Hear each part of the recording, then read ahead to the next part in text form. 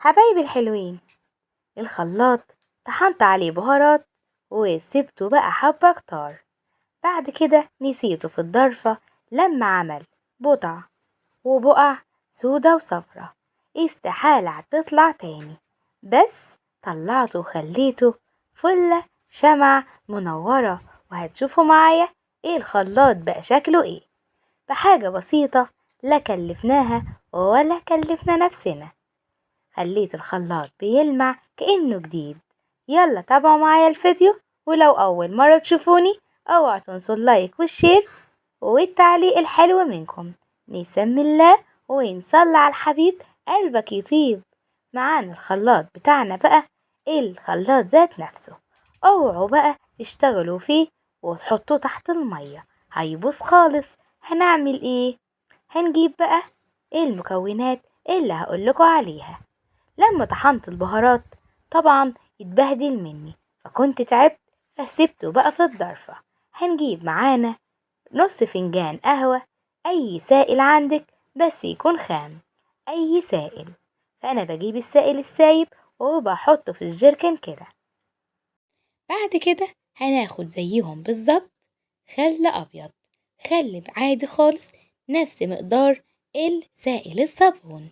هنجيب الخل ونحطه على السائل، وبعد كده هتكوني مسخنة الكتل أو تغلي مية على النار. أنا عايزاها مش مغلية، عايزاها فترة.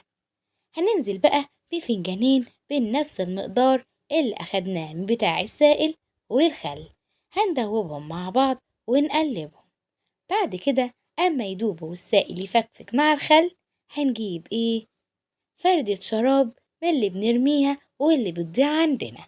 فردة الشراب دي سحر بالنسبة ليا في البيت، بعمل بها حاجات ومحتاجات. هنقوم مسحين كده وعصرين حلوة قوي، عايزاها كان زي ما بيقولوا مندية.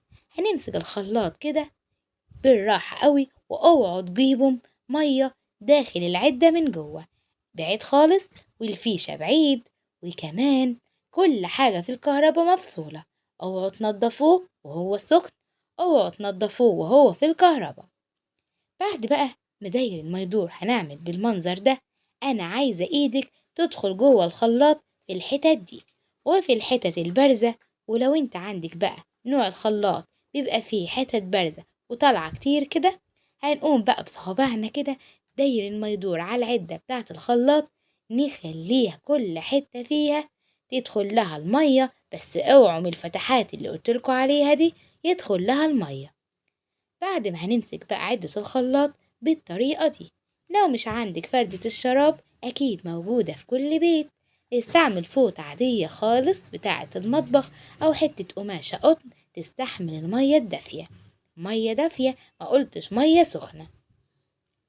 واحنا ماسكين بقى الخلاط كده وبعدينه عن الكهرباء، هتلاقي فردة الشراب بتساعدك ان هي بتدخل في كل حتت الخلاط الموجودة دي، حتى الحتت الداخلة اللي جوه اللي منتيش عارفة تنضفيها.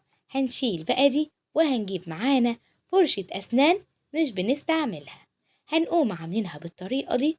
وأي ثقب صغير هنستعمل حاجتين، خلة الودان أو خلة الأسنان، مش هنحط عليهم قطنة ولا أي حاجة خالص.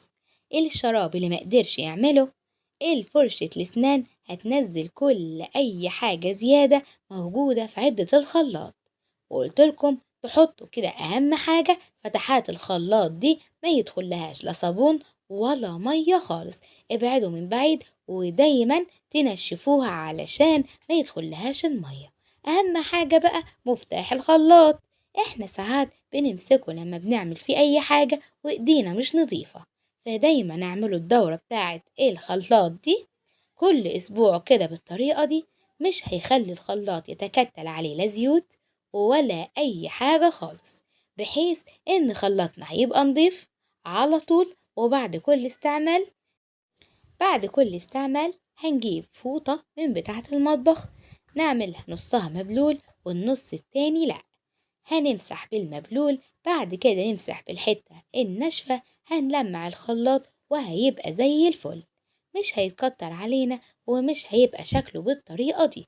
طول ما انت فاضية اعملي حاجة في المطبخ علشان خلي كل حاجة في بيتنا نظيفة وما تاخدش وقت في التنظيف، وبعد كده نحط كل ده قدامنا ما نعرفش نعمل حاجة ونحبط ونكتئب علشان كل الحاجات دي مش نظيفة. الفرشة بقى ساعدتني انها تدخل في اماكن صعبة ان الفوطة او الشراب تدخل فيها. بعد كل ده بنفس السائل ومغيرناهوش. لمعنا بقى اهي خلة الاسنان او خلة الودان بالاماكن بقى الضيقة اللي معرفناش ندخلها لا بالفرشة ولا بفردة الشراب. هنعملها بالطريقة دي وهنشيل اي سواد، زيوت، اي حاجة لازقة في عدة الخلاط. كل الحاجات دي متوفرة عندنا في البيت، ولو مش متوفرة ممكن عندنا خلة بتاعة الكفتة هنلف عليها حتة قطنة وندخل برضو في الأماكن دي. كل حاجة عندنا متيسرة. بعد ما طلعنا بقى أي سواد في الخلاط هنعيد تاني بالفرشة الأسنان نطلع أي حاجة من الزوايد اللي طلعناها بالخلة وبخلة الأسنان. القطنة قدرت تطلع أي حاجة مستخبية. عدنا عليها بقى بالفرشة زي ما حضراتكم شايفين. بالطريقة دي خلطنا يرجع زي الفل زي ما اشتريناه بالظبط. نتأكد ان كل حاجة فيه بقت كويسة وبقى نضيف بالطريقة دي. هنعمل ايه بقى تاني؟ هنشطف الشراب حلو قوي تحت الحنفية. بعد كده هنشطف الطبق وناخد من المية اللي هي الدافية ومش هنزود عليها اي حاجة. هنقوم اخدين فردة الشراب وهنشطف الخلاط بالطريقة دي. هننزل اي صابون من عليه داير الميدور كده وهنلمعه بالطريقة دي بنفس فردة الشراب. بس بعد ايه؟ بعد ما مسحناها وشطفناها كذا مرة. منديل ورق بقى من منديل المطبخ وهنرش عليه من ملمع الإزاز. بعد كده هنلمع الخلاط بتاعنا بالطريقة دي. حلو، ورجع تاني جديد زي ما هو ومش هنصدق ان بقى ابيض زي الفل. خلصنا بقى كل الخلاط بتاعنا فوطة نضيفة كده وبرضه ننشفه تاني علشان يرجع زي الفل ونقول تا تا تا تا. شايفين الخلاط رجع تاني جديد ازاي؟ بحاجة كنا بنرميها واستفدنا بيها. اوعوا ترموا بعد كده فردات الشرابات، هنستعملها في كل حاجة في البيت. يلا لو عجبكم الفيديو اوعدوني ما تنسونيش في اللايك والشير والتعليق الحلو منكم. ولو أول مرة تشوفوني معاكم أختكم سارة سعيد ودي قناتي. يسعدني ويشرفني الاشتراك وتفعيل زر الجرس على كلمة الكل. دمتم في رعاية الله وفضله.